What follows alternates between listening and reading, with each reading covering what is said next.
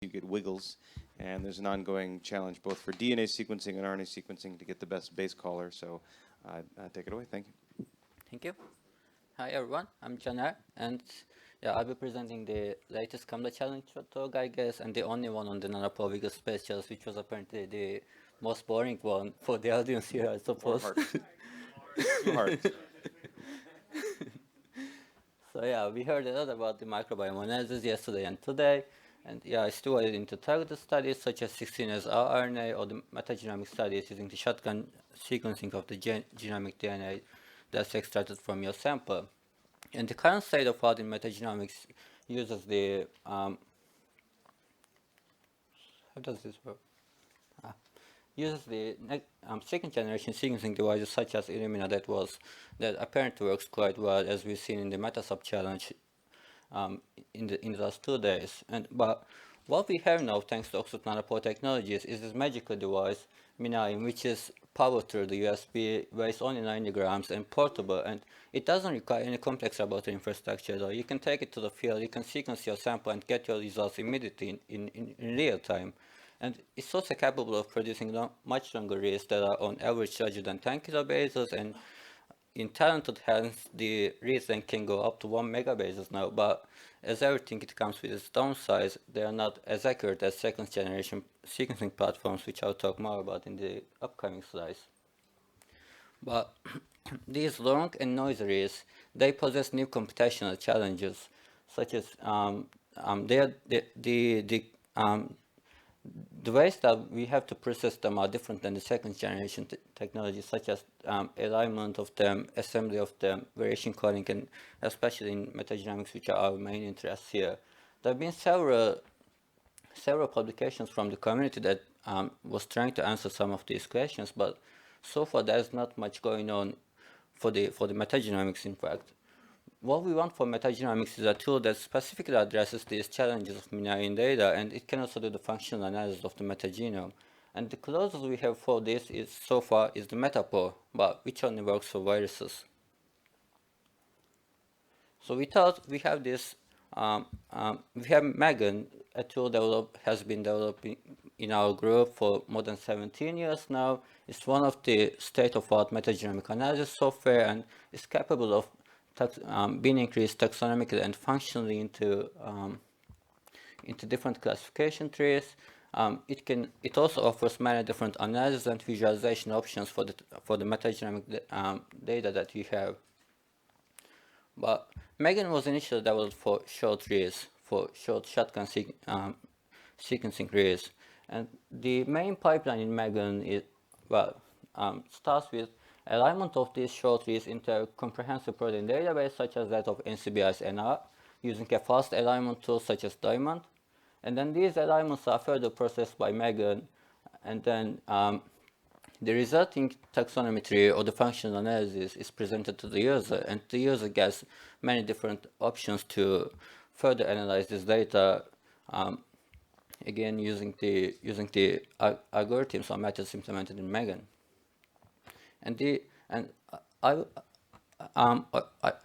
I shortly want to talk about how the main assignment algorithm, the naive lowest common ancestor algorithm in Megan, works for short reads. So assume that you have a read and you get many different protein alignments from many different taxa that that basically has some homology to the true positive taxa, and then you would get alignments from sometimes maybe from hundreds of different taxa. And the first step in Megan would be to filter some of these alignments. So what Megan does is it first sorts these alignments by bit score, and then filters those that are not within top 10% of the bit score. So in this case, you would, for example, end up with 5 different alignments corresponding to 5 different taxa. And the naive lowest common ancestor algorithm would try to find the lowest common ancestor of all these 5 nodes and assign this read to that taxonomic node, in this case, which would be the node Z, the lowest common ancestor of A, B, C, and D, E. But as I said, long reads present us with new challenges, and our aim here was to make Megan long read aware. And yeah, some of these challenges are the choice of aligner. So we need a new aligner. We need something that's capable of doing that's capable of taking care of insertions and deletions in the nanopore data, since these are quite frequent. And we also, well, Megan also assumed that one gene contains one read because, well, it was designed for short reads, and short reads contain usually only one gene in them. And we also had to change this. We also needed new algorithms. And Megan, well, for short reads, Megan reported the abundance of the community just by the number of reads that were assigned to that particular organism. But now, Nanopore reads also vary a lot in their read ranks. And this means that the number of reads that is assigned to a taxa doesn't necessarily represent the initial abundance of that taxon in the biological sample. So we also had to change that. So the first difference, well, I wouldn't call it a challenge, it's a difference to the next generation sequencing technologies, is the choice of aligner. So as I already mentioned, we were using diamond for short reads, but now nanopore reads contain a lot of insertions and deletions. And what a traditional BLASTX algorithm does is that it translates the DNA sequence into 6 different translational frames, and then it tries to align this six-frame translation onto a comprehensive protein database, and then it would report the alignments that obtained at the end. But in case of frame shifts, the alignments are the BLASTX alignments would be broken, because when you get an insertion or deletion, your frame changes, and you wouldn't be able to align that translation to a protein anymore. So here, for example, the forward and back slashes you see, this is an output from the tool called LAST, which is extremely fast and is frame shift aware. And the forward and back slashes here you see are the frame shifts. Forward means an insertion, and reverse means a deletion. And you see that they are very frequent. This alignment wouldn't even get reported using BLASTX or Diamond. Well, we're also working on a different tool called Diamond XX Large, but that's still work in progress. So for this challenge, we used LAST. As I said, it's extremely fast, can align hundreds of reads against NCBNR, which contains more than 100 million proteins per minute. And then the next difference was to short read sequencing platforms was the assumption of 1 gene per read. So as I said, long reads usually contain more than one open reading frame on them, and each of these open reading frames produce different alignments to different proteins in the database.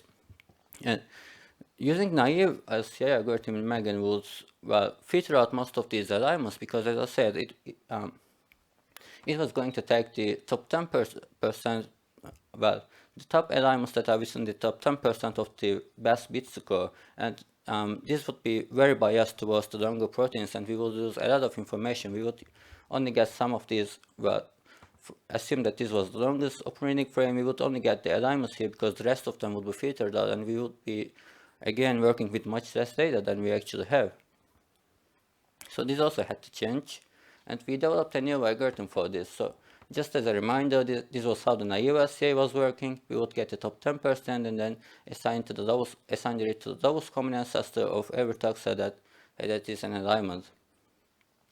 And now assume that you have a longer read. You still get the same set of alignments. Now they are a bit longer because the read can span the whole protein actually. And now what happens is that you also get alignments on the left and right side on this protein, on this open reading frame. Now, if you just look at this, so the taxon A, the brown taxon, appears everywhere throughout the read, whereas taxon green and blue appears only in these 2 pileups, and then taxa red and black appears only in this middle pileup.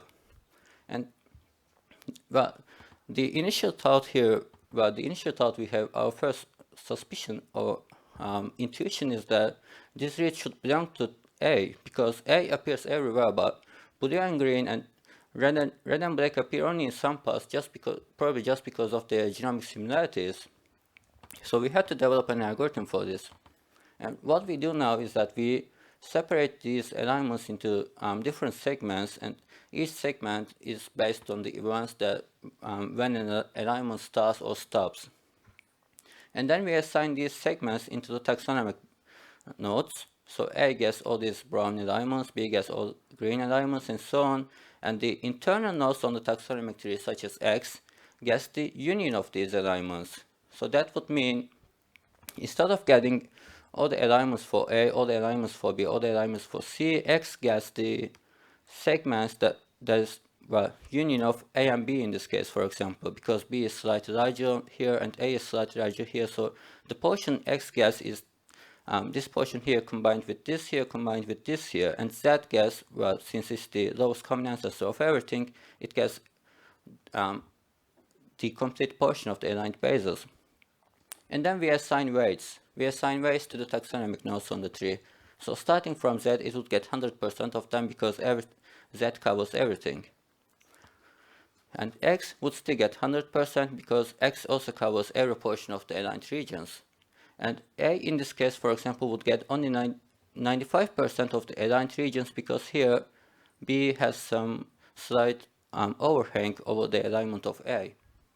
And B gets 65, C gets 50, and so on. And then what we do is we decide on a coverage threshold at which we have to stop. We have to stop the LCI algorithm. So the coverage threshold is that how much a taxon should cover the reads to be assigned to, well, for that read to be assigned to that taxon.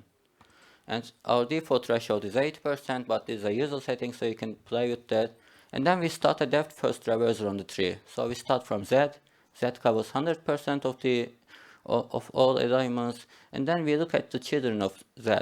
X covers 100%, Y covers 30%. We can't go to Y because Y is below the coverage threshold, so we go to X. We look at the children of X. A covers 85%, B covers 65%, C covers 50%, so we go to A, which is the only node that covers 85% coverage threshold, and we assign the read to A. So this is one of the stop conditions that we reach that if and we cannot continue anymore. But what if we get an alignment for B here as well? So now both B and A cover more than 80% of the coverage threshold. So when we were at X, now we look at the children of X, but there's no way that we can continue this traversal. We cannot decide anymore where to go. So in this case, we would assign the read to X. And another example that can happen would be we might actually lose one of the alignments for A here, maybe because of the errors in the read, or maybe just because that protein doesn't simply exist in the database. And in this case, again, when we were at X, now there's not even a single taxon that can cover at least 80% of the alignment, so we would stop at X and assign the read to X.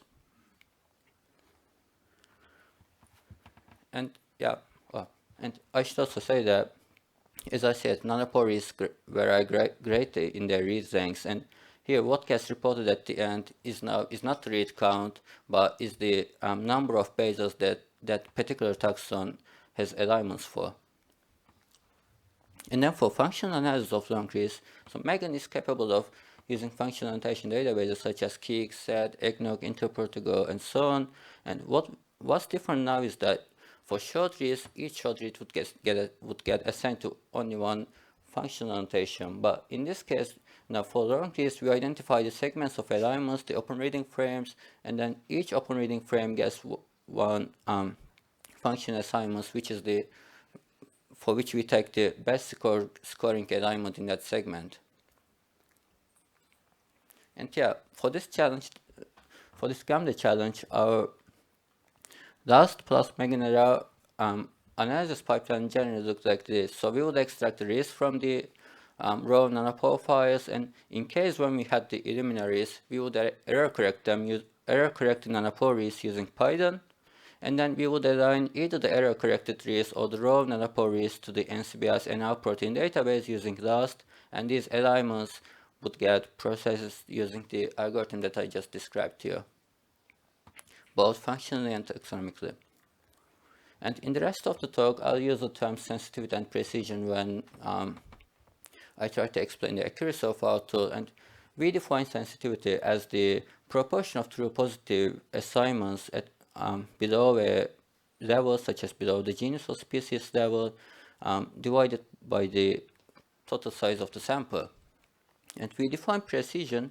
Well, this is actually not our definition. This is a recently made popular definition in assessment of metagenomics tools, such as in Kraken or centrifuge papers. They also use the same measures.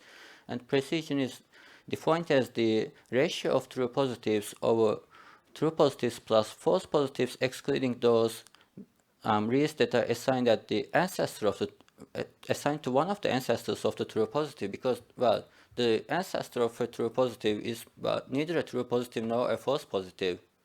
So in precision calculation, they are just ignored in this case.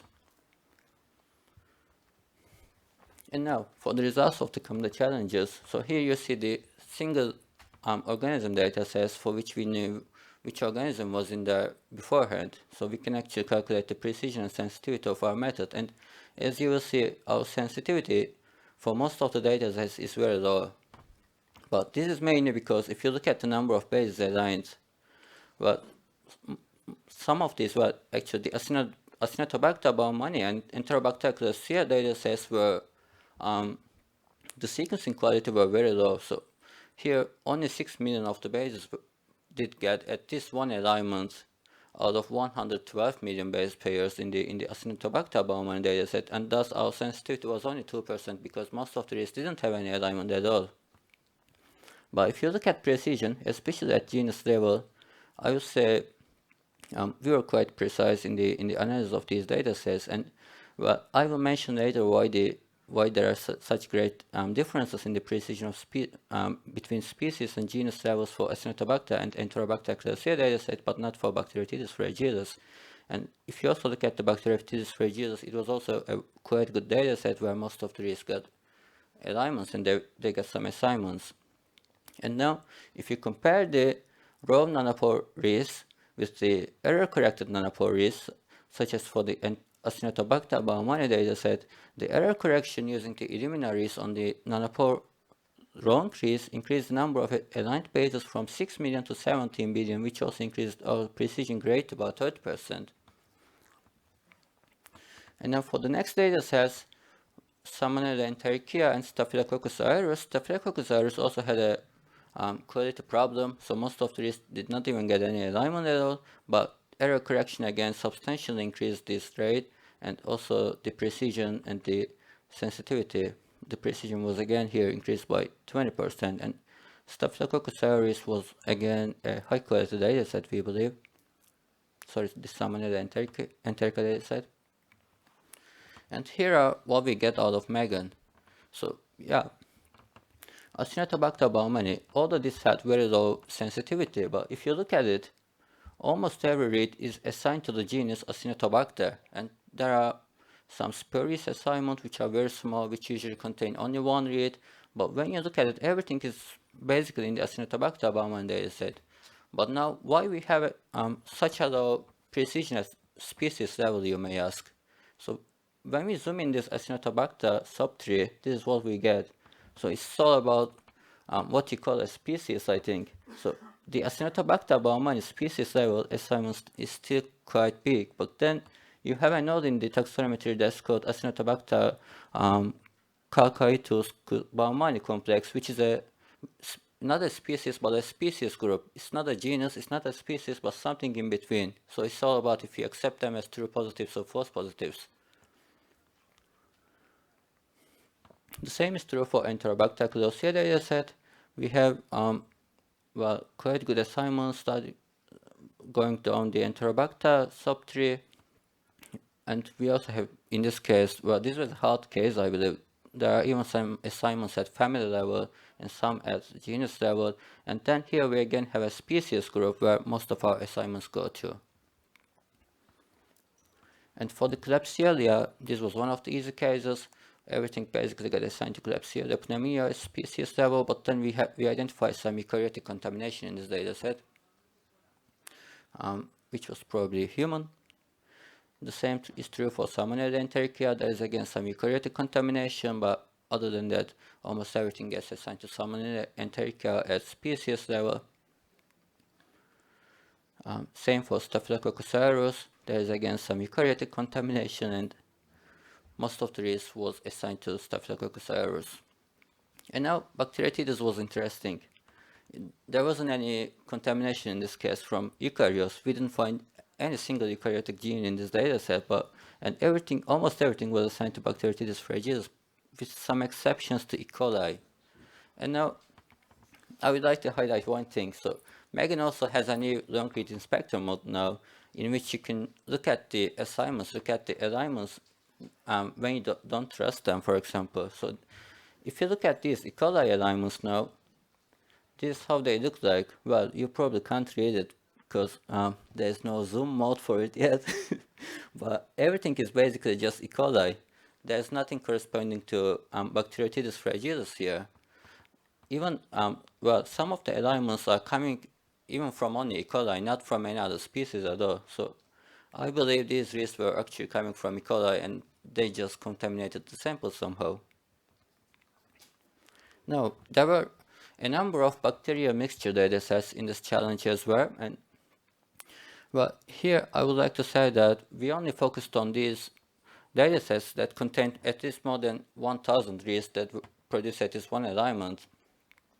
So we only left for two of them, and here in the first dataset that I'm going to talk about, we identified E. coli, Micrococcus lacteus in high abundance, and then there was Halobacillus and Pseudomonas, but Streptomyces and Staphylococcus, which Staphylococcus wasn't in the dataset as I will remember, but that got through the identification. And here, this was interesting. Now Micrococcus had a very high abundance. Then E. coli followed that, and it was followed by a goat, by the goat, an eukaryote, which had even more abundance than the other microorganisms that were actually in the sample. But upon further investigation, we figured out this was actually a database issue. So the goat had a lot of proteins that are very similar to Micrococcus luteus, were similar.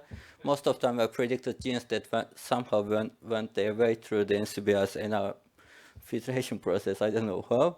And then I would also like to talk a little bit about the functional analysis in Megan. So Enterobacter chlacea, one of the Enterobacter chlacea datasets was described as having a multi-drug resistance gene. And we identified, well, we ran this dataset through cake, seed, and egg annotations, and all of them identified a multi-drug resistance site in this dataset, which was contained in 10% of the reads, actually. And then, well, here are some comparisons of the Nanopore versus Illumina. So I also looked at how Nanopore is compared to raw Illumina data. And here, this was one of the hard cases, for example, Enterobacter chlacea, and we identified many of them at the species group level, but this is how it looks like for the raw Illumina data. Illumina assigns most of the risks to family level. It cannot even go further down. But you may think this was a hard case already, so it's not fair for Illumina. But now if you look at Bacteroidetes fragilis, if you remember this was what we got through Nanopore. And now what happens with Illumina is this. Most of the stuff is still assigned to genus level, and you don't get much precision at the species level for Illumina.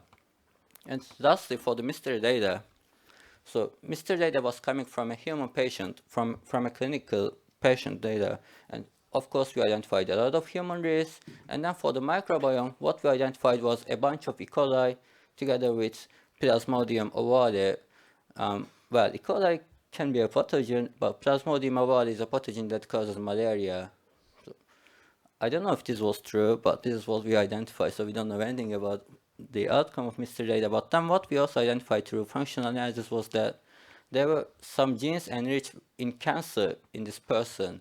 But then again, this is only a genomic data set, so it's not transcription. This doesn't tell anything, but maybe, I don't know, maybe this poor person had both cancer and malaria. And but and maybe this abundance of cancer genes, this particular cancer gene, correspond to copy number variation of that gene. But this was what we identified. So as conclusion, I would want to say that we need to adopt the algorithms that we developed for next generation sequencing platforms to now long-read technologies, and this was what we did with Megan 6. So we developed a new pipeline and algorithm for accurate binning of long reads, and now we also have new visualization and functional annotation modes. And here we also showed that error correction of Nanopore data using the Illumina data for the same sample when available is actually quite beneficial, and that long reads compared to Illumina data are now actually much more informative, and well, the field is going to change the long reads, I hope, in the near future. And at the end, I would like to thank all my collaborators, to BINA cluster, where we did most of the analysis, to DFG for providing funding for me and Benjamin, and for ISCB and CAMDA for inviting me to talk here, and for the travel fellowship that you offered to me. Thanks.